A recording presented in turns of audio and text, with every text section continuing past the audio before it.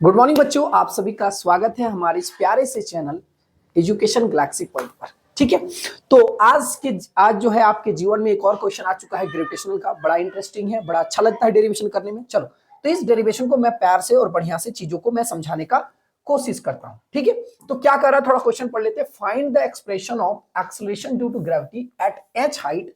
ठीक है,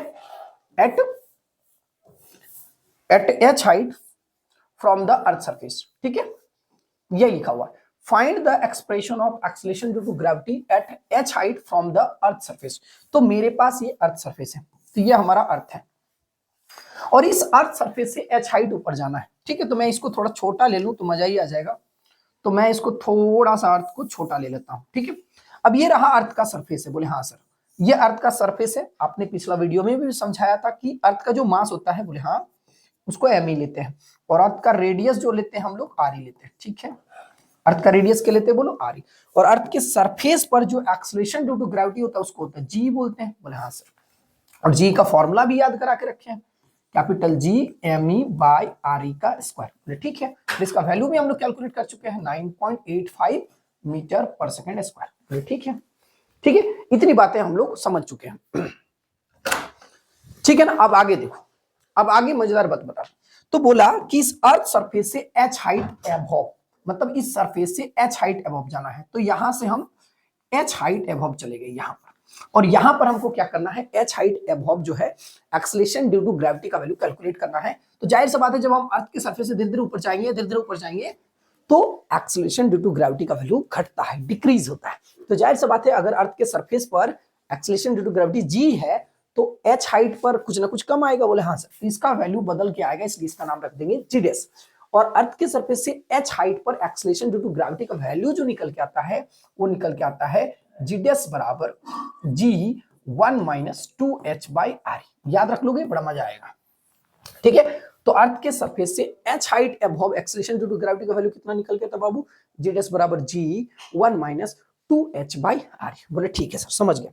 ओके, तो अब हम इसको बड़ा सा अर्थ बना लेते हैं। तो अर्थ के सरफेस के एच हाइट एबव हमको क्या करना है, एक्सेलरेशन ड्यू टू ग्रेविटी का वैल्यू निकालना। बोले ठीक है, मानना है तो मान लेना। जो चीजें हम लोग को यहाँ थोड़ा थोड़ा लिखते हैं कि लेट करके लिखते हैं।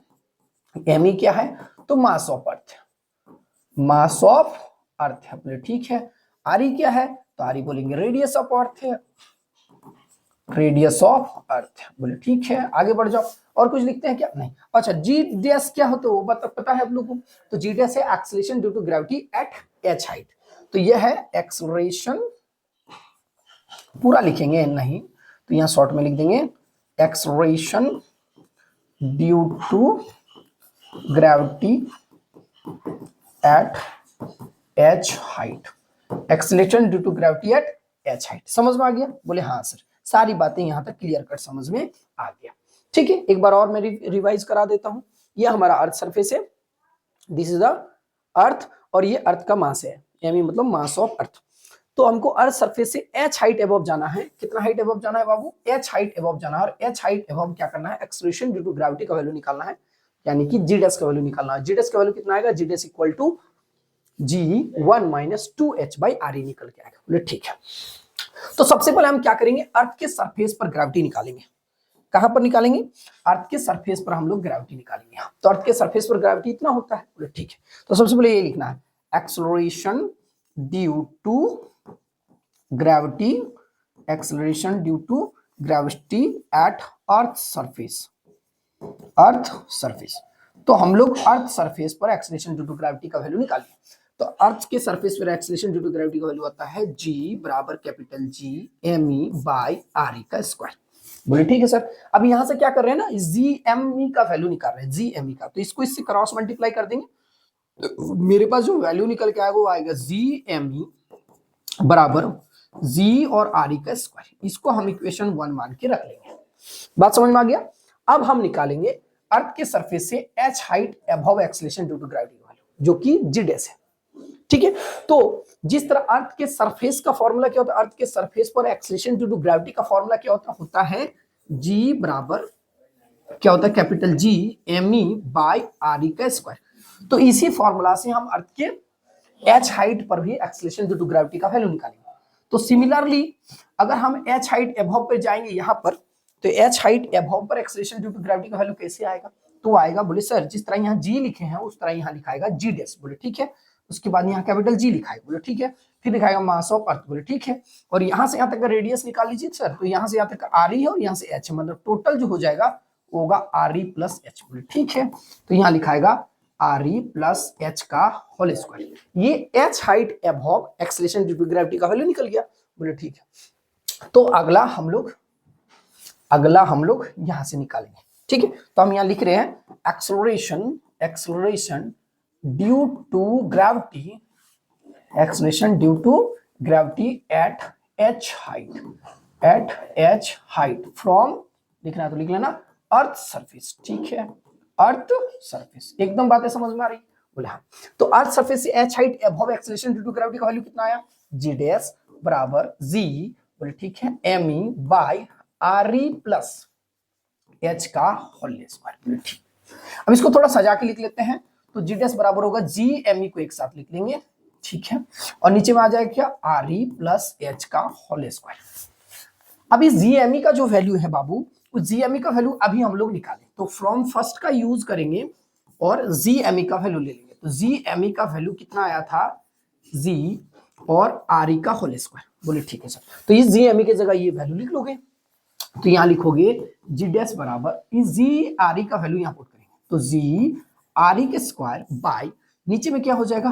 आर ई प्लस एच का होल स्क्वायर। एकदम समझ में आ रहा है? बोले ठीक है। अब क्या करिए सर कि ये जो है ना इसके नीचे लिख दीजिए। लिख सकते हैं? बोले बिल्कुल लिख सकते हैं।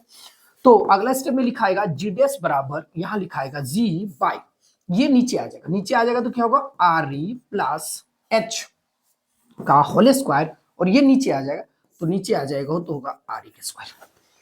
बोले इतना सर एकदम परफेक्ट समझ में आ गया? बोले एकदम आएगा। अब मैं कैलकुलेट यहां पे कर दे रहा हूं। अब क्या कर रहे हैं गौर से देखो, ये टर्म दिख रहा है यहां पे भी आर ई प्लस एच का होल स्क्वायर है और यहाँ आर ई का स्क्वायर है, मतलब इन दोनों को एक साथ लिख लेंगे तो क्या आ जाएगा? तो जी डैश बराबर यहां हो जाएगा जी, नीचे में आ जाएगा इस तरह आर ई प्लस एच, नीचे में क्या आएगा? आर ई, और इसका हो जाएगा होल स्क्वायर। ठीक है सर। अब इस पूरे टर्म को ना ऊपर ले जाते हैं या फिर इसको सॉल्व करके ऊपर ले जाते हैं, ये भी कर सकते हो। तो सॉल्व करके ऊपर ले जाते हैं। तो जी डैश बराबर यहां करेंगे जी बाय, ये उसको काट देंगे तो आर ई कट के 1 हो जाएगा और यहां हो जाएगा एच बाय आर ई का होल स्क्वायर। अब ये जो टर्म आया इसको ऊपर ले जाना, तो जी डैश बराबर हो जाएगा, ये ऊपर चल जाएगा तो जी आ जाएगा, और ये ऊपर गया तो हो गया 1 प्लस एच बाई आर ई, और ये ऊपर जाएगा तो -2 आ जाएगा। ठीक है। अब हम यहाँ पे बाइनोमियल थ्योरम लगा सकते हैं। क्या लगा सकते हैं? बोलो बाइन। तो मैं इसको अगला पेज में लिख रहा हूं और बढ़िया से बाइनोमियल थ्योरम समझा रहा हूं। तो मेरे पास इतना वैल्यू आ चुका है, जी डैश बराबर जी 1 plus H by R E का पावर -2, ऐसा आया। अब इसे बाइनोमियल थ्योरम कैसे लगाएंगे? तो यहाँ लिखेंगे हम लोग यूजिंग, थोड़ा मैं कलर चेंज करके बता दे रहा हूं। तो यहां लिखेंगे यूजिंग बाइनोमियल थ्योरम। अब बहुत किसी को ये बात नहीं समझ में आता कि सर बाइनोमियल थ्योरम बीच में कहां से घुस गया, तो मैं समझा रहा हूं, थोड़ा सा लिखने दो फिर मैं समझा दे रहा हूं। तो कहता है बाइनोमियल थ्योरम कि 1 प्लस एक्स का पावर अगर n है तो इसका आंसर होता है 1 प्लस nx। लेकिन याद रखना कि जो x है 1 से छोटा होना चाहिए, ये कंडीशन होना चाहिए। ये फॉर्मूला तब आएगा जब x का वैल्यू ये तब आएगा जब x का वैल्यू जो है वो 1 से बहुत छोटा होना चाहिए, तभी अप्लाई होगा। ठीक है। जैसे यहाँ 1 प्लस एक्स का पावर अगर -n है तो इसका आंसर होता है 1 माइनस nx, और ये भी तब होगा जब x का वैल्यू 1 से क्या होगा? बहुत छोटा होगा। बोलो ठीक है सर। अब यह बाइनोमियल थ्योरम कैसे आया, इस चीज को समझते हैं। तो h मतलब हाइट ऑफ अर्थ, तो हाइट ऑफ अर्थ का मतलब कितना? हाइट ऑफ अर्थ मतलब 100 किलोमीटर, 200 किलोमीटर, 300 किलोमीटर, 400 किलोमीटर। बोले ठीक है सर। तो ऊपर में 400 मान लेते हैं, और R E radius of earth जो कि 6400 किलोमीटर हो, तो ऊपर में 400 किलोमीटर, नीचे 6400 किलोमीटर। यानी कि अगर मैं गौर से देखूं h बाय आर ई को थोड़ा समझने की कोशिश करूं तो मान लेते हैं हाइट कितना तक हम लोग ले सकते हैं? 200 किलोमीटर, 400 किलोमीटर ले सकते हैं। तो ऊपर में आ गया 400 किलोमीटर, नीचे आ गया 6400 किलोमीटर। तो इस पूरे टर्म को अगर डिवाइड करोगे तो जो भी वैल्यू आएगा वो पॉइंट में आएगा। इसका मतलब है कि ये जो h बाई आर ई है एक्चुअल में 1 से बहुत छोटा है। बोले ठीक है सर। मतलब यहां पर हमको दिख रहा है, क्लियर दिख रहा है, थोड़ा समझने के लिए क्लियर दिख रहा है कि जो h/re है, h/re है वो लेस देन है 1 से। अगर 1 से लेस देन है तो हम बाइनोमियल थ्योरम अप्लाई कर सकते हैं। ठीक है, लगा दो बाइनोमियल थ्योरम। अब हमको समझ में आ गया कि बाइनोमियल थ्योरम क्यों लगा रहे हैं, क्योंकि ये वाला वैल्यू x से बहुत छोटा है, और यदि x का वैल्यू 1 से बहुत छोटा हो तो हम बाइनोमियल थ्योरम यूज कर सकते हैं। ये n अंदर आ जाएगा, मतलब ये -2 अंदर आ जाएगा। बोले हाँ। और फाइनली मेरे पास आंसर आ गया g डैश बराबर g1, और ये -2 अंदर गया तो -2h/re, और हमारा अर्थ सरफेस से h हाइट पर एक्सेलरेशन ड्यू टू ग्रेविटी का जो वैल्यू निकल गया वो g dash equal to g1 - 2h/re होता है, और ये हमारा आंसर हो गया। तो हम लोग को दो फॉर्मूला यहां से याद रखना होता है बाबू। एक तो हम लोग को ये फॉर्मूला याद रखना है ना, बता रहे हैं हम तुम लोग को। एक तो हम लोग को ये फॉर्मूला याद रखना है, ठीक है, एक हमको ये फॉर्मूला याद रखना है इसके लिए। एक तो ये फॉर्मूला याद रखना है, और दूसरा हमको ये भी याद रखना है दूसरा हमको ये फॉर्मूला। अब थोड़ा इस चीज को और समझते हैं, थोड़ा गहराई में नोट करके। बोले सर क्या समझाना चाहते हैं, बता रहे हैं। अब इसको थोड़ा सॉल्व करते हैं। इस जी को अंदर घुसाते हैं तो जी डैश बराबर कितना हो जाएगा, जी डैश बराबर होगा जी, बोले ठीक है सर, माइनस, इसको अंदर घुसाएं तो हो गया 2gh/re। अब गौर समझो, जी डैश क्या है, हाइट पर एक्सेलरेशन ड्यू टू ग्रेविटी है। कहां पर, हाइट पर, तो हाइट पर एक्सेलरेशन ड्यू टू ग्रेविटी। उसके बाद है जी, जी कहां होता है, जी होता है सरफेस पर, अर्थ के सरफेस पर होता है, और अर्थ के सरफेस में इतना माइनस हो रहा है, मतलब जी डैश का वैल्यू जी से कम ही आएगा। जी का वैल्यू कितना, जी तक वैल्यू होता है 9.8। मैं अगर थोड़े से देखूं तो जी डैश बराबर होता है 9. जी का वैल्यू होता है 9.8, माइनस क्या होगा, माइनस हो जाएगा 2gh/re। अब जाहिर सा बात है कि जो जी डैश का वैल्यू जो भी आएगा, वो जी डैश का वैल्यू जो भी आएगा वो जी से क्या होगा, वो लोग कम होगा। जी से कम होने का मतलब है कि जैसे जैसे हम लोग अर्थ के सरफेस से ऊपर जाएंगे, एबव जाएंगे, तो एक्सेलरेशन ड्यू टू ग्रेविटी का वैल्यू डिक्रीज करेगा। तो as we go above from the earth surface, acceleration due to gravity will be decreased. बात समझ में आ गया। तो याद रखना, अर्थ के सरफेस पर एक्सेलरेशन ड्यू टू ग्रेविटी का वैल्यू 9.8 होता है, बट जैसे जैसे हम अर्थ के सरफेस से धीरे धीरे ऊपर जाते हैं तो एक्सेलरेशन ड्यू टू ग्रेविटी का वैल्यू घटता जाता है। आई थिंक समझ में आ गया होगा। ठीक है, मिलते हैं नेक्स्ट वीडियो में एक नई डेरिवेशन के साथ। Thank you very much.